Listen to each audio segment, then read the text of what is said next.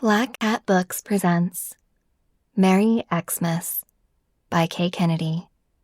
Narrated by the author, Kaye Kennedy. Chapter 1.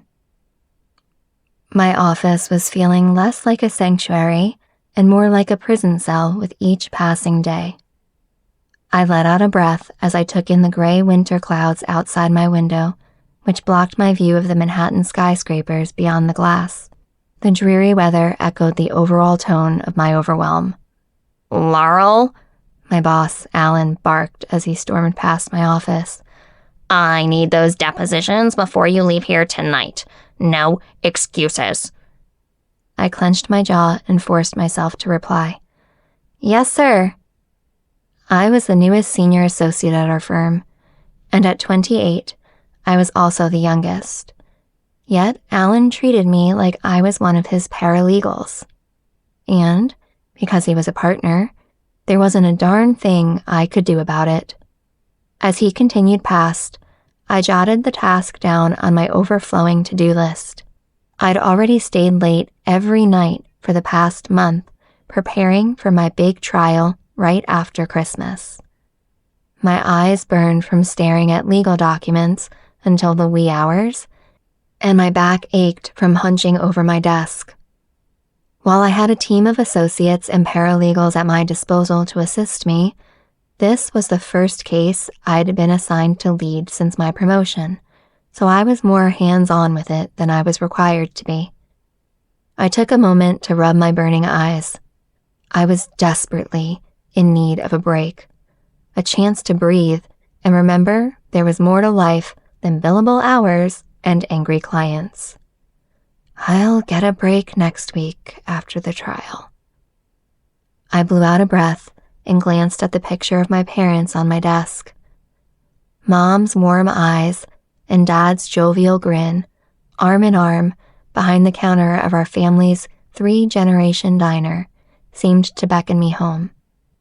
This time of year always made me miss Evergreen Falls.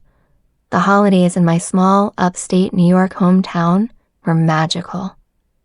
Twinkling lights lined Center Street, leading to the village square, where a centuries-old evergreen stood tall, dressed in colored lights and glittering ornaments.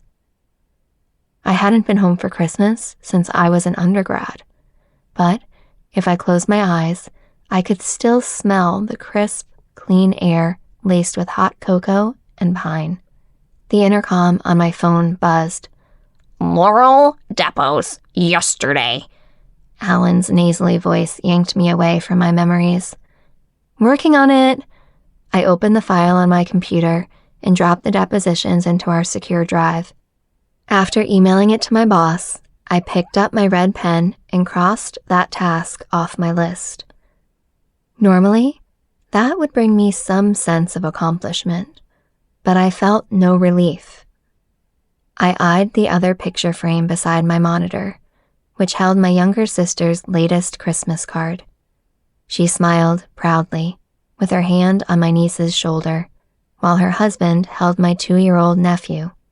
The kids had gotten so big since I'd last seen them over Memorial Day. Guilt panged in my gut as I forced myself to refocus on my to-do list. A lot of it was busy work that I technically could delegate to my team, but that would require I loosen the reins a bit. If I do, I could probably make it home for Christmas. Who was I kidding? I quickly dismissed that thought. My trial was 3 days after Christmas, which seemed like a cruel joke on the part of the clerk's office.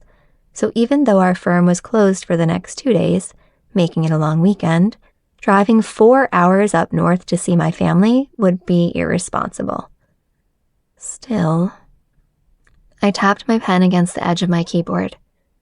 Screw it. I tossed the pen and got to work breaking my tasks up for my team. This year, I was going home for the holidays. No more excuses. By the time I got everything delegated and organized, my office was dark and empty. I tucked everything I thought I might need, and then some, into my backpack, then donned my coat and headed for the elevators. If I rushed, I could get home, pack, and be on the road by 8 o'clock.